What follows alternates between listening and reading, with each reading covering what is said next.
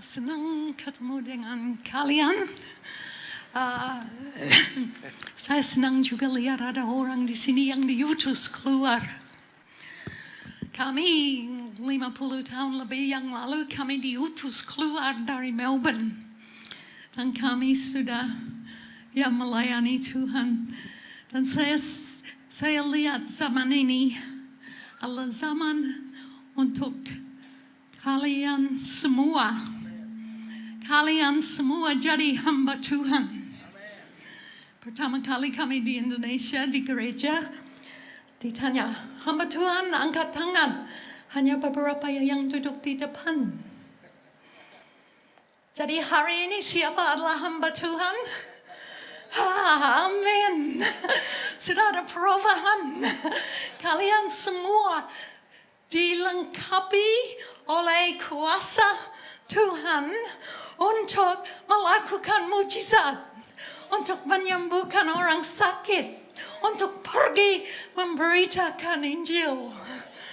Jadi syukur ya, kami hidup pada suatu zaman yang luar biasa. Kita semua dipanggil, dipilih oleh Tuhan, marilah kita setia. Amen, amen.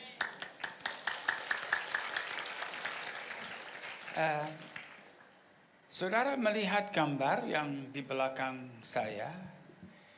Ini adalah pemisah di antara tanah airmu dan tanah airku. Jadi di sebelah sini itu adalah tanah airmu. Di belakang pagar itu tanah airku. Itu di mana saudara-saudara? Itu di Papua New Guinea. Saya lahir di Papua New Guinea. Karena this fella mi picken and he belong New Guinea. You sabe this fella talk? You belong Jesus and me good fella pray all time. Nah itu bahasa di sana. Itu saya punya bahasa ibu. Nah di sini dikatakan welcome to Papua New Guinea atau welcome long Papua New Guinea.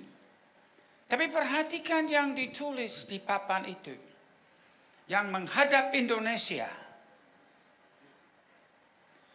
Jesus Christ is Lord over this land. Itu kesaksian Papua New Guinea kepada bangsa Indonesia. Itu tempat saya lahir. Negeri yang memang mengaku Yesus Kristus adalah yang berkuasa di atas bangsa Papua New Guinea. Itu kesaksiannya kepada bangsa Indonesia. Jadi tidak heran bahwa saya diutus datang ke Indonesia untuk membawa berita Yesus Kristus adalah Tuhan di atas bangsa Indonesia juga. Amin, saudara-saudara. Hari ini topik kita adalah tentang kuasa Roh Kudus. Secara khusus saya akan membicarakan tentang satu kata dalam bahasa Yunani. Jadi tolong slide berikutnya. Jadi tentang dunamis. Nah ini kata dunamis, ini bahasa Yunani. Dan ini menunjukkan apa yang Tuhan mau berikan kepada kita.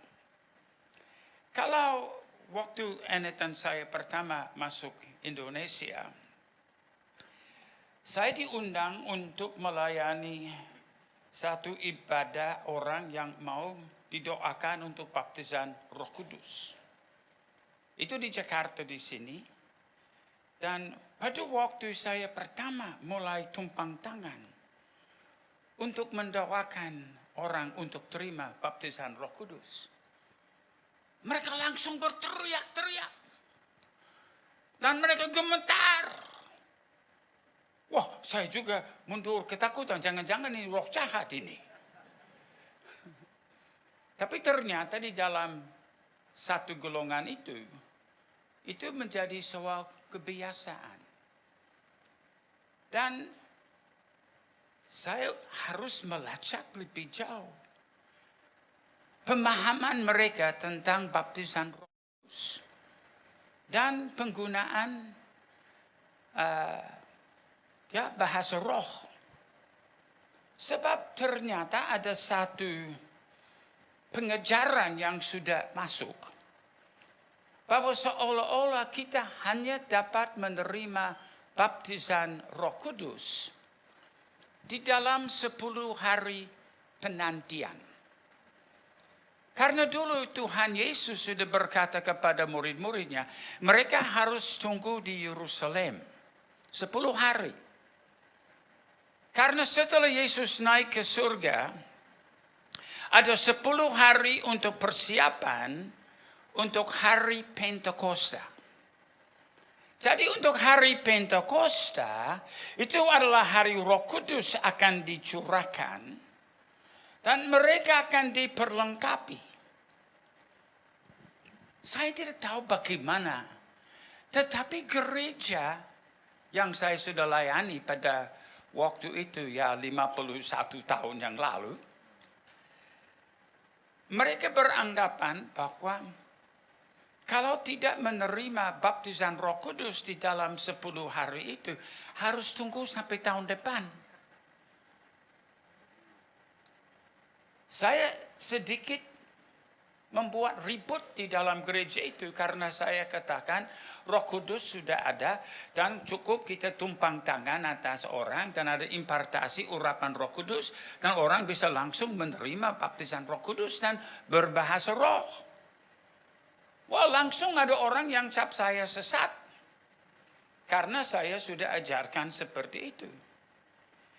Tetapi sekarang ya bersyukur itu sudah menjadi norma di seluruh Indonesia bahwa orang yang sudah haus untuk terima baptisan Roh Kudus didoakan, tumpang tangan, dan mereka menerima baptisan Roh Kudus dan berbahasa roh. Nah, waktu awal ya 51 tahun yang lalu, dari Sabang sampai Merauke, saya mengalami di dalam gereja itu bahwa mereka yang katakan sudah berbahasa roh, semua menggunakan kata-kata yang sama. Kata-kata yang mereka pakai adalah malam-malamas. Jadi mereka goyang-goyang, malam-malamas, dan dianggap bahwa itu sudah berbahasa roh. Itu dari Sabang sampai Merauke di seluruh gereja itu, di mana-mana. Tetapi saya ingat waktu Anethan saya ke Salatiga, kami menjaga rumah misionaris yang sudah cuti ke Australia, yang sudah membangun hubungan baik dengan misionaris yang sudah cuti itu. Mereka mengantar makanan ke rumah.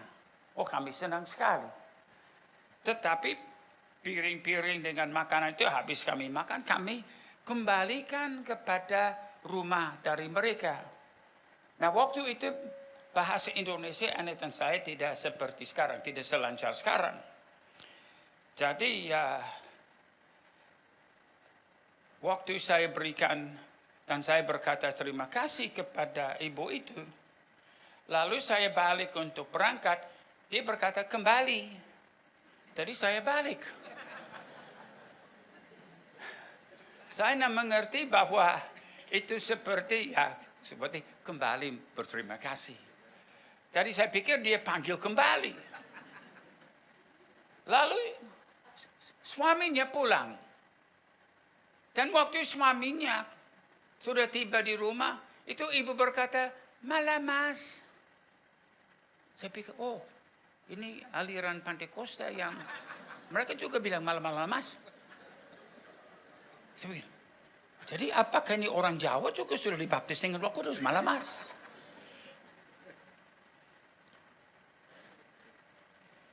Jadi saya melihat bahwa di dalam pengejaran yang sudah masuk ke dalam aliran itu telah melemahkan kebenaran sesungguhnya baptisan Roh Kudus dan apa yang Tuhan mau berikan kepada gerejanya. Sampai saya juga bertanya satu kali, kenapa kalau malam ya dan ya kalau mas itu gold, mas malam, night. Golden Night. Jadi saya bilang, daripada malam-malam emas terus, kenapa tidak juga siang-siang perak? Ya sedikit mengejek, tetapi saya melihat bahwa gereja sudah mulai kehilangan kebenaran dan kuasa dari satu bagian firman Tuhan yang sangat-sangat penting. Jadi ini menjadi suatu tantangan. Nah, saya juga sudah 2 minggu lalu adalah hari Pentakosta. Nah, hari Pentakosta 2 minggu yang lalu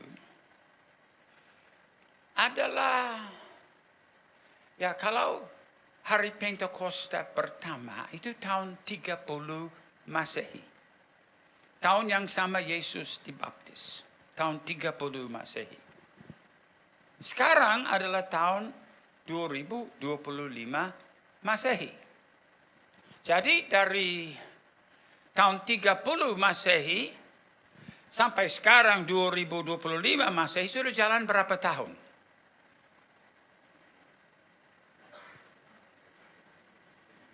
Mana ini ahli matematika? Dari 30 Masehi sampai 2025 Masehi sudah jalan berapa tahun?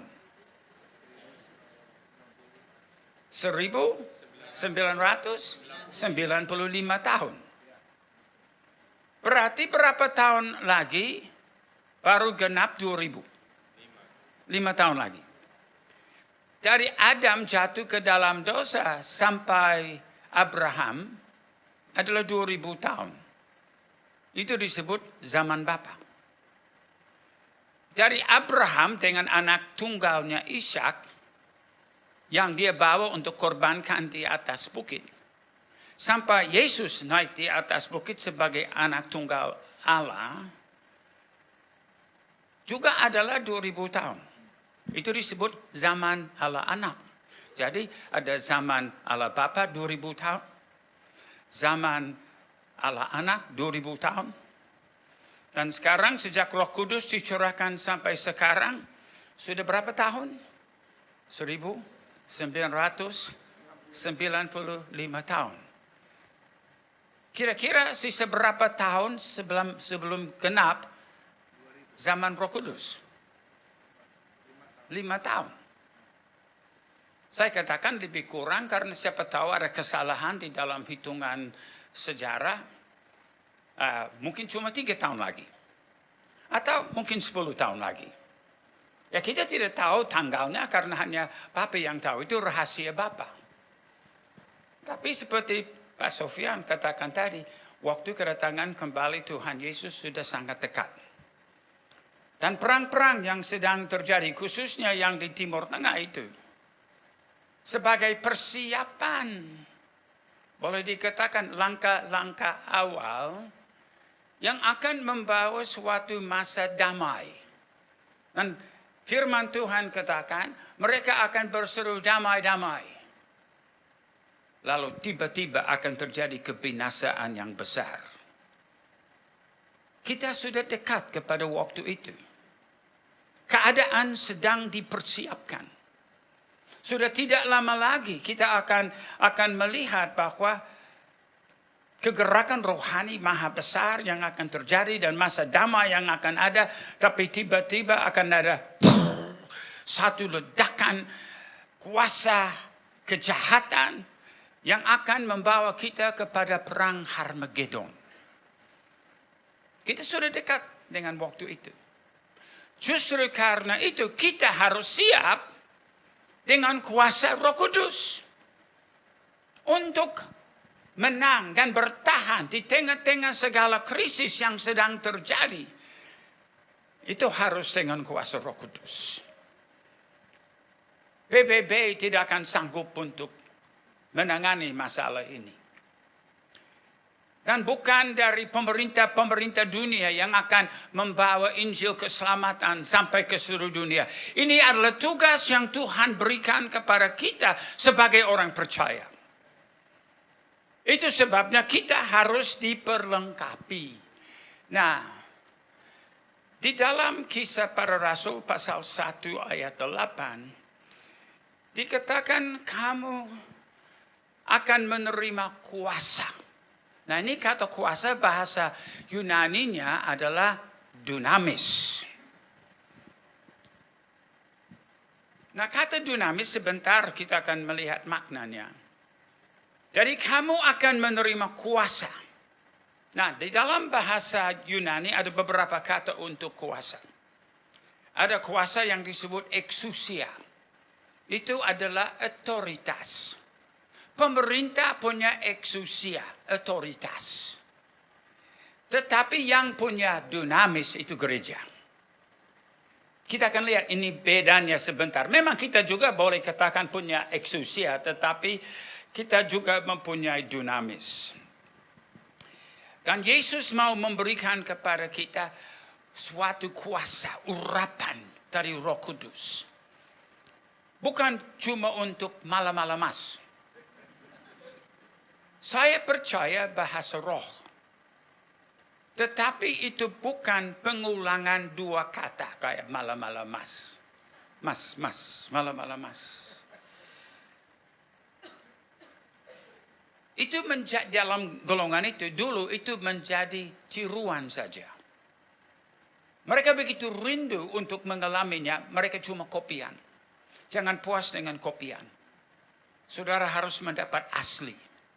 Seperti iklan Coca-Cola dulu. It's the real thing. Yang sesungguhnya. Harus dapat yang terbaik. Jadi,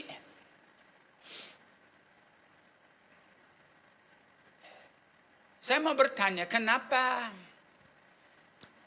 manusia banyak yang berbondong-bondong datang kepada Yesus? Apa karena dia pengkhotbah yang bagus? Atau mungkin karena dia banyak bergurau dan dia lucu-lucu? Bukan. Mereka tidak datang kepada Yesus karena dia adalah pengkhotbah yang bagus, yang berpidato dengan bagus, yang lucu. Tidak. Ada satu hal yang menyebabkan orang berbondong-bondong datang kepada Yesus. Nah, seperti di dalam Lukas 4 ayat 14, dalam kuasa, nah ini dunamis, roh dalam kuasa roh, kembalilah Yesus ke Galilea. Jadi dengan dunamis, Yesus diurapi dengan dunamis. Dan tersiarlah kabar tentang dia di seluruh daerah itu. Di dalam Lukas 6 ayat 17 sampai 19. Banyak orang lain yang datang dari seluruh Yudea dan dari Yerusalem dan dari daerah pantai Tirus dan Sidon. Nah, perhatikan Yudea dan Yerusalem itu di Israel, Tirus dan Sidon itu di Libanon. Jadi berita tentang Yesus sudah tersebar sampai ke luar negeri. Mereka datang untuk mendengarkan dia dan untuk disembuhkan dari penyakit mereka. Juga mereka yang dirasuk oleh roh-roh jahat beroleh kesembuhan. Dan semua orang banyak itu berusaha menjamah dia. Karena ada kuasa, dunamis yang keluar daripadanya. Dan semua orang itu disembuhkan. Lihat juga dalam Matius 4, 23 sampai 25. Kita belajar rahasia kenapa Yesus mempunyai pelayanan yang begitu dahsyat. Bukan karena berpidato dengan luar biasa, bukan karena lucu-lucu. Tapi Yesus berkeliling di seluruh Galilea. Ia mengajar dalam rumah-rumah ibadat dan memberitakan Injil Kerajaan Allah. Serta melenyapkan segala penyakit, jadi dia sembuhkan mereka dan kelemahan di antara bangsa itu. Maka tersiarlah berita tentang dia di seluruh Syria. Jadi Lebanon, Syria, seluruh Israel. Ternyata pelayanan Yesus internasional. Dan dibawalah kepadanya semua orang yang buruk keadaannya. Yang menderita pelbagai penyakit dan sengsara. Yang kerasukan, yang sakit ayan dan yang lumpuh. Lalu Yesus menyembuhkan mereka. Maka orang banyak berbondong-bondong mengikuti dia. Mereka datang dari Galilea, dari Decapolis, 10 kota Yunani, dan Yerusalem, dan Yudea, dan seberang Yordan di wilayah Arab. Mereka datang karena kuasa dunamis yang ada pada Yesus. Di dalam Markus 5:30, pada ketika itu juga Yesus mengetahui bahwa ada tenaga dunamis yang keluar dari dirinya. Jadi itu dunamis mengalir. Ini adalah kuasa. Nah, apa itu dunamis? Dunamis, ini definisi dari dunamis. Tadi mungkin ada slide lagi yang. Dunamis adalah dinamit rohani yang meledak di dalam dan melalui hidupmu, yang membinasakan kuasa dosa dan kelemahan-kelemahan rohani, dan menggantikannya dengan suatu kuasa. Kuasa rohani yang dahsyat di dalam hidupmu. Jadi kamu tidak akan sama lagi kalau saudara sudah mempunyai dunamis. Bukan kopian. Jangan puas dengan kopian. Kita harus mendapat the real thing. Yang sesungguhnya. Karena itu yang akan membawa Indonesia penuh kemuliaan Allah. Bukan khotbah-khotbah yang cantik-cantik. Bukan cuma karena kita lucu-lucu. Tidak. Karena kuasa. Jadi pada tahun 1968 saya adalah murid di Upwey High School, jadi SMA di Australia. Saya memimpin satu persekutuan di sekolah. Ya, tolong mungkin ada gambar lagi. Ya, terima kasih. Nah, ini sekolahnya. Jumlah murid di situ lebih kurang 1.000 orang. Saya memimpin persekutuan 25 orang yang Kristen. Pada waktu itu saya belum tahu tentang baptisan Roh Kudus. Tetapi saya ketemu dengan seorang nona. Namanya Annette. Yang kemudian menjadi pacarku. Dan tunanganku. Dan akhirnya menjadi teman hidup. Sampai sekarang ini. Saya berbantah-bantah dengan dia tentang baptisan Roh Kudus. Karena saya terima Injil di dalam gereja Injili. Kami percaya lahir baru tapi tidak mengaku baptisan Roh Kudus. Memang orang yang lahir baru bisa menangkan jiwa. Tetapi tidak akan seefektif kalau kita sudah menerima dunamis. Jadi saya berbantah-bantah dengan Annette. Saya bilang baptisan Roh Kudus tidak lagi berlaku sejak akhir abad pertama. Kuasa roh tidak ada lagi. Nah, dia jawab dengan firman. Saya cuma jawab dengan pendapat manusia. Tapi akhirnya saya dikalahkan karena pendapat manusia tidak sama kuatnya dengan firman. Saya didoakan dan saya juga terima baptisan Roh Kudus. Di dalam persekutuan di sekolah ini, apa terjadi? Ya, Roh Kudus mulai bekerja. Dari persekutuan yang kecil, satu hari saja di dalam pelayanan yang dibuat di situ, ada 100 anak muda maju terima Tuhan Yesus sebagai Juru Selamat. Persekutuan kami bertumbuh menjadi 500 orang. Separuh dari anak-anak sekolah sudah terima Tuhan Yesus. Kami melihat bahwa kuasa dunamis di dalam setiap orang percaya akan menggoncangkan dunia ini. Dan kita akan melihat lawatan Tuhan yang luar biasa. Pada hari kenaikan. Jadi sebelum hari Pentakosta. Pada hari kenaikan. Yesus memberi janji. Dia berkata kepada murid-muridnya. Bahwa dia akan melakukan transfer dunamis yang dia sudah alami. Dia akan berikan kepada gereja. Sehingga kita membaca dalam Lukas 24 ayat 49, Yesus berkata kepada murid-muridnya, Aku akan mengirim kepadamu apa yang dijanjikan Bapakku. Tetapi kamu harus tinggal di dalam kota ini sampai kamu diperlengkapi dengan kekuasaan. Itu kata kekuasaan adalah dunamis. Sampai kamu diperlengkapi dengan dunamis. Jadi yang membuat pelayanan Yesus berhasil adalah karena dia memiliki dunamis. Kuasa urapan dahsyat. Bukan yang pura-pura, bukan yang kopian, tetapi yang sejati. Dan ini yang Tuhan mau supaya kita diperlengkapi dengan kuasa yang sama. Lalu di dalam Kisah 1 ayat 8, waktu hari kenaikan, Yesus berkata, kamu akan menerima kuasa dunamis. Kalau Roh Kudus turun ke atas kamu. Dan kamu akan menjadi saksiku di Yerusalem dan di seluruh Yudea dan Samaria dan sampai ke ujung pluit. Dan ujung bumi. Jangan puas dengan tiruan atau kopian atau suatu imitasi. Tuhan mau supaya saudara diperlengkapi dengan kuasa Roh Kudus asli. Jangan puas dengan gaya malam-malam mas atau siang-siang perak. Yang kopian di Australia mereka berkata, I love my Honda, I love my Honda. I love my Honda, I love my Honda, I love my Honda. Jangan puas dengan yang begitu. Bahasa roh bukan bukti baptisan Roh Kudus. Bahasa roh adalah tanda bahwa Roh Kudus sekarang datang berdiam di dalammu. Buktinya saudara menerima kuasa urapan dunamis. Yang tim yang akan berangkat,